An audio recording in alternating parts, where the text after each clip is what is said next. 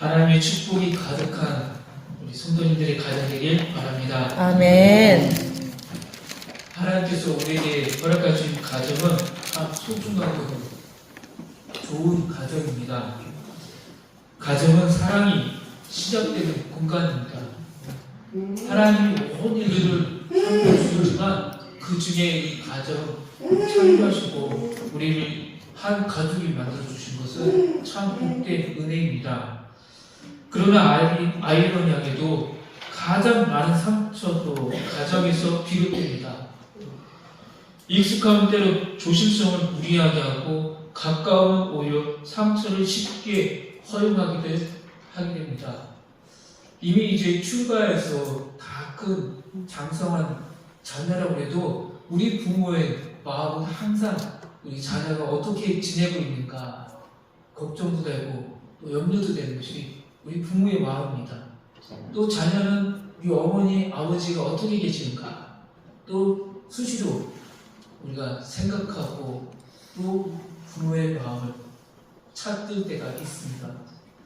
그러면서도 한편으로는 평온하지만 또 한편으로는 별일 없어 보이는 거지만 가정에서 가장 많은 문제가 나온다는 것입니다.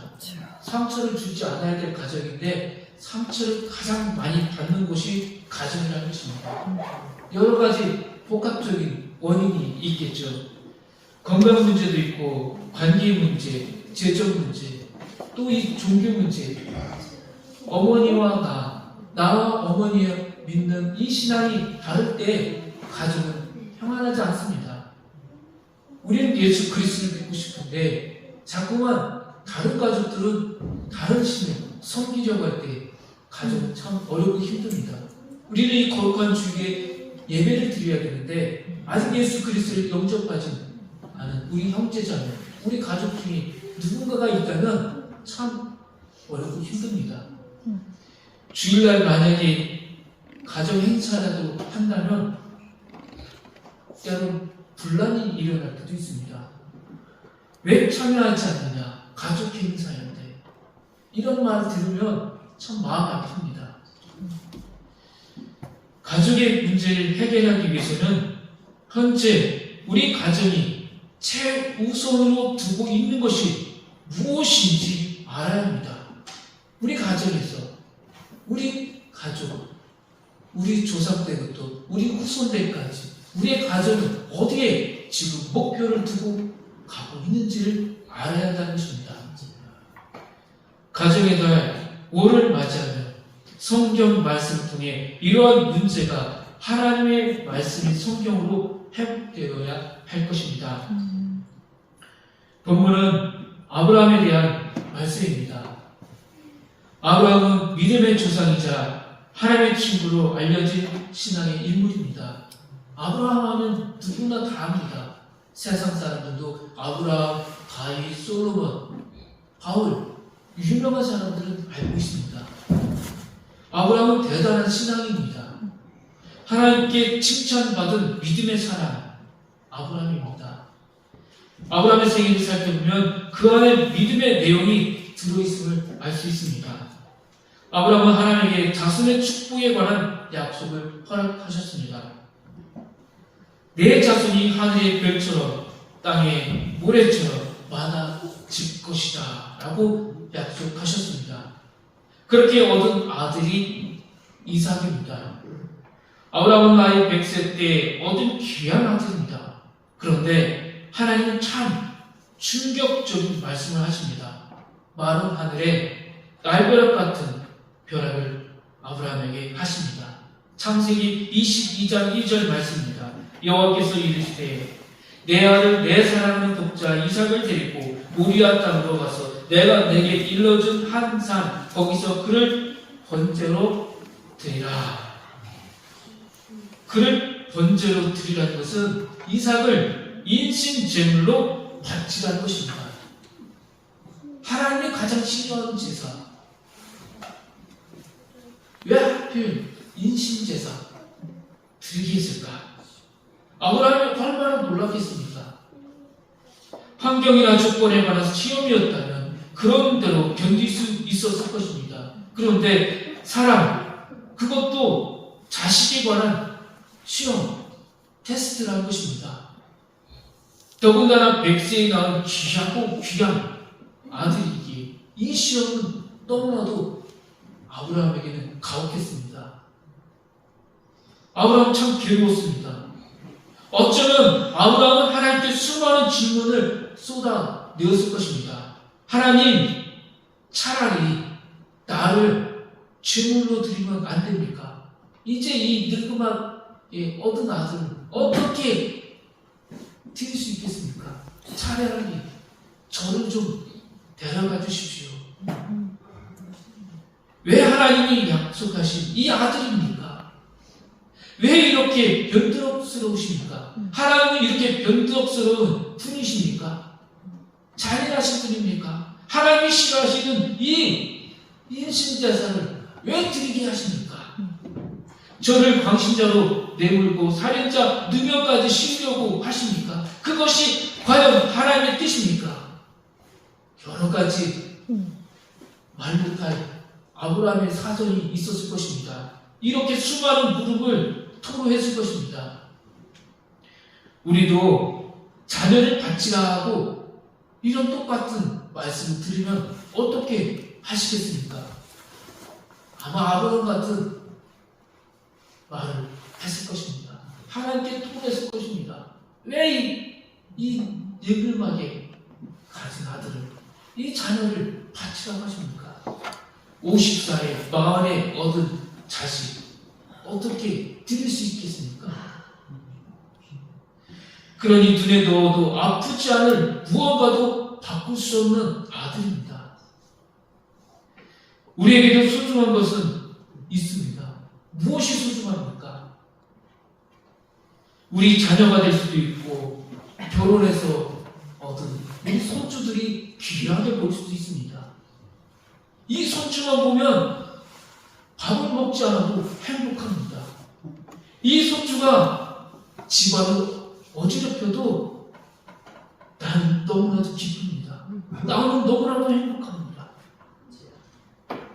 마을에 행사 있을 때마다 어른들이 모인 자리, 친구들이 모인 자리 가면 은근슬쩍 핸드폰에 있는 우리 손주들을 자랑합니다. 내 손주 이런 일을 하고 있다고, 내 자녀가 이런 거 하고 있다고 우리는 자랑합니다. 그런 의미에서 아브라함의 십자가는 아들 이삭을 하나님께 바치는 것이었습니다.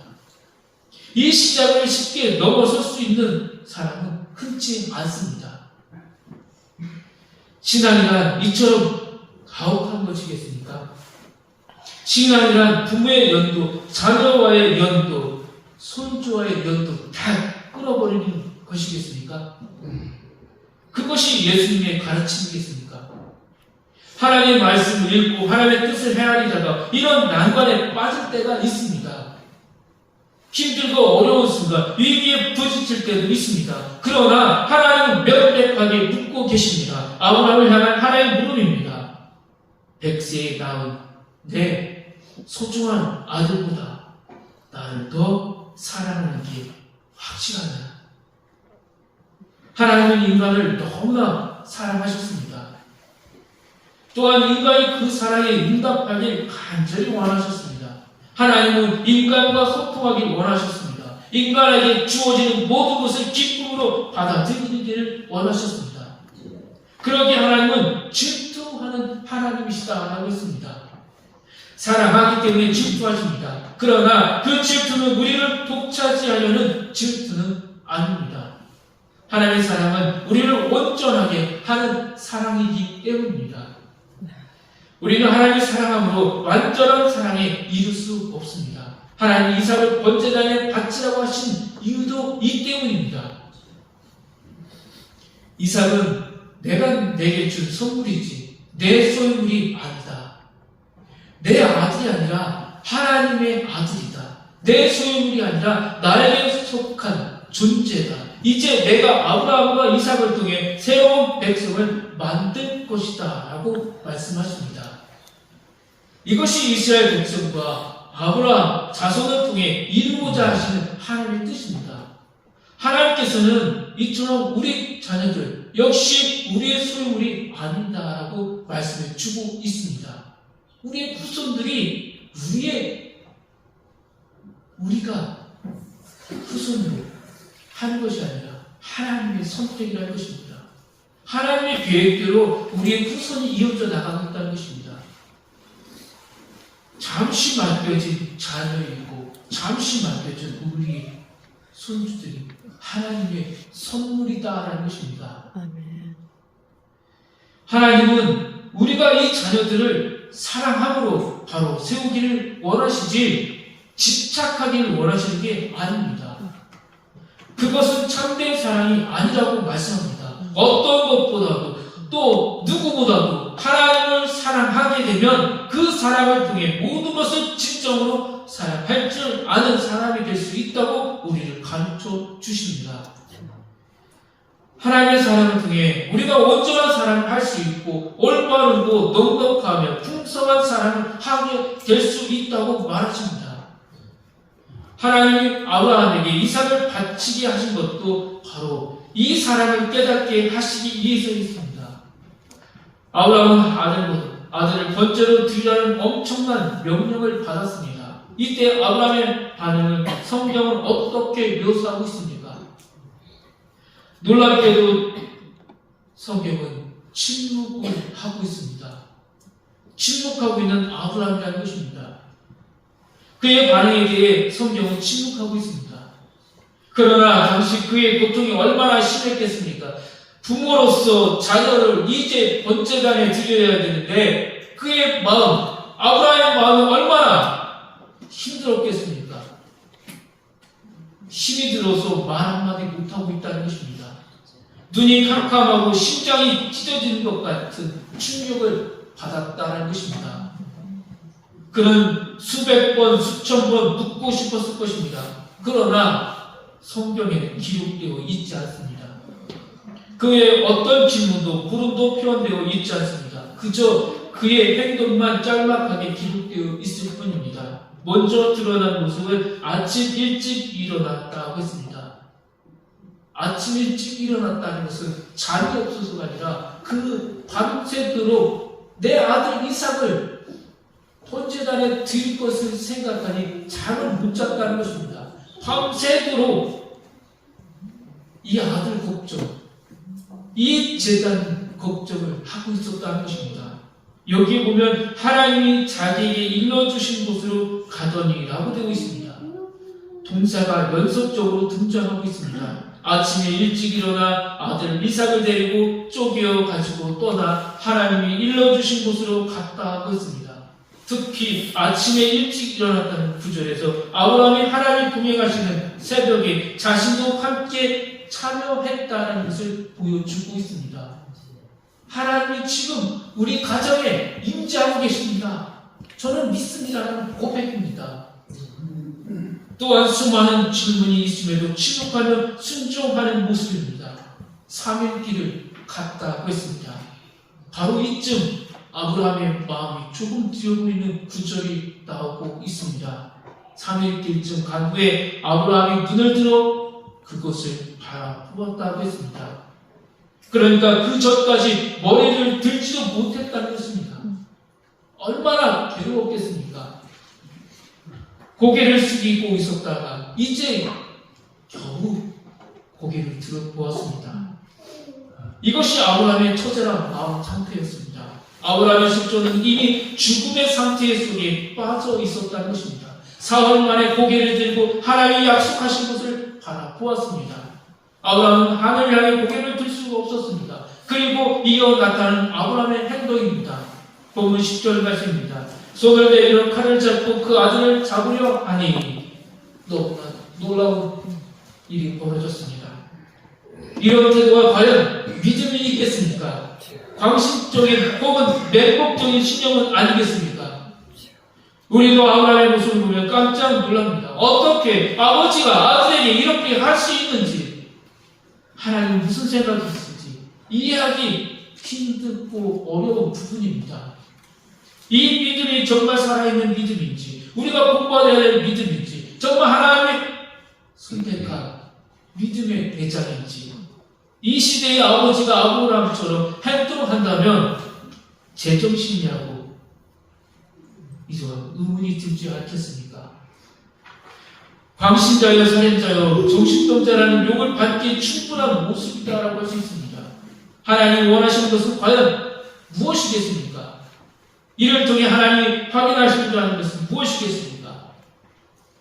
하나님에 대한 사랑, 그 어떤 사랑과도 비교할 수 없는 하나님을 향한, 하나님을 사랑하는 그 모습을 보시기를 원하셨다는 것입니다. 그리고 바로 여기서 아브라함의 믿음도 도약되게 되는 것을 보게 됩니다. 하나님은 이 사건을 통해 아브라함으로 하여금 깨닫게 합니다. 아브라함아, 그동안 내가 내게 많은 축복을 주었다. 그런데 너는 그 축복에 매여있지 않았다는 것입니다. 신앙은 이와 같습니다. 살아 움직입니다. 말씀을 통해 내 생각이 변화되고 성숙해지는 신앙입니다.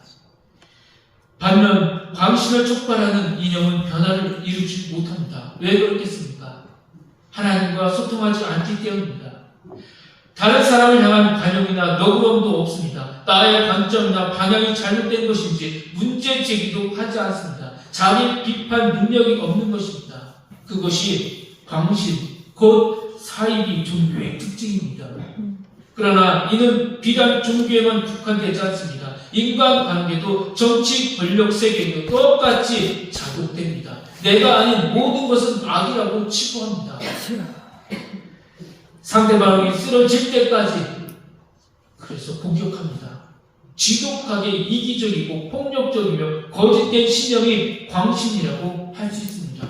또한 광신은 종종 하나님의 말씀을 도용해 내 생각과 이념을 강화시킵니다. 그래서 변화가 없는 것입니다.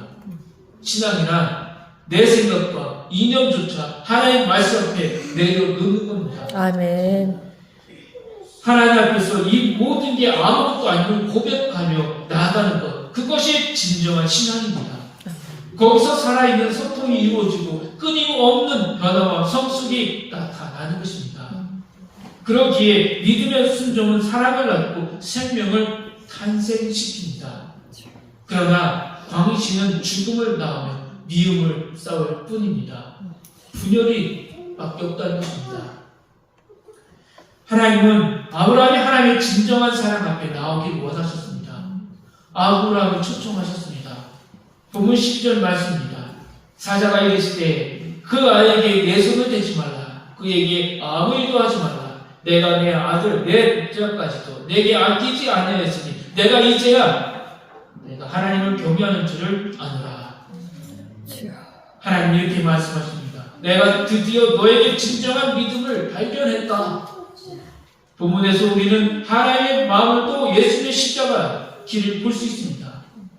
순종한 이사에게서 십자가를 지고 다시 예수님의 모습을 찾아볼 수가 있습니다. 때문에 하나님은 이 아브라함과 이삭의 믿음과 순종을 자랑스러워 하셨습니다. 하나님은 우리 한 사람을 자랑스러워하고 계십니다. 우리 앞에 수많은 어려움과 커다란 장벽들이 놓여 있습니다. 이 모든 것을 이길 수 있는 힘은 무엇이겠습니까?